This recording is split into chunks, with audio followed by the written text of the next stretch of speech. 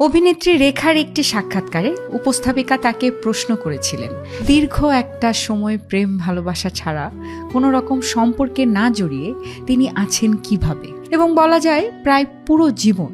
রেখা বললেন, কে বলল আমি ভালোবাসা ছাড়া আছি? আমার ভালোবাসাকে তো আমি রোজই দেখছি, হয় টিভিতে, না হয় কোনো অ্যাওয়ার্ড ফাংশনে, সামনাসামনিও আমাদের দেখা হয়ে যায় কখনো কখনো। উপস্থাপিকা তখন অবাক হয়ে জিজ্ঞেস করেন, এটুকুই কি যথেষ্ট আপনার জন্য? রেখা তখন উত্তর দেন, ইটস মোর দেন এনাফ। তার জানার কি দরকার? আমি জানি, আর আমি রীতিমতো এতটুকুতেই থ্রিল ফিল করি। কল্পনায় একটা মানুষকে যতটা ভালোবাসা যায়, সামনাসামনি কি তা যায়? উপস্থাপিকা তাকে আবার প্রশ্ন করেন, এত দীর্ঘ একটা সময় ধরে একটা মানুষকে পাবেন না জেনেও হোপলেসলি ভালোবেসে গেলেন কিভাবে? রেখা তখন বললেন, এটা কোনো দীর্ঘ সময়ের ব্যাপার না, এটা মুহূর্তের ব্যাপার।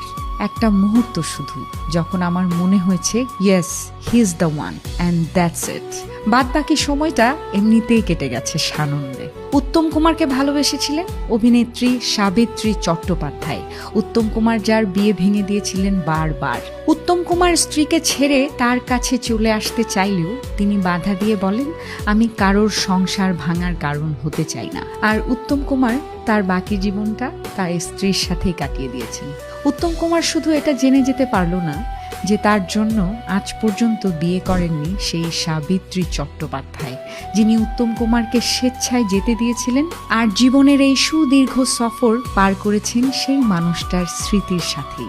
ইমতিয়াজ মাহমুদের একটা সুন্দর লাইন মনে পড়ছে এই প্রসঙ্গে, সেটা হলো, জীবন এত ছোট যে তোমার চলে যাওয়ার দিকে তাকিয়েই এটা পার করে দেয়া যায়।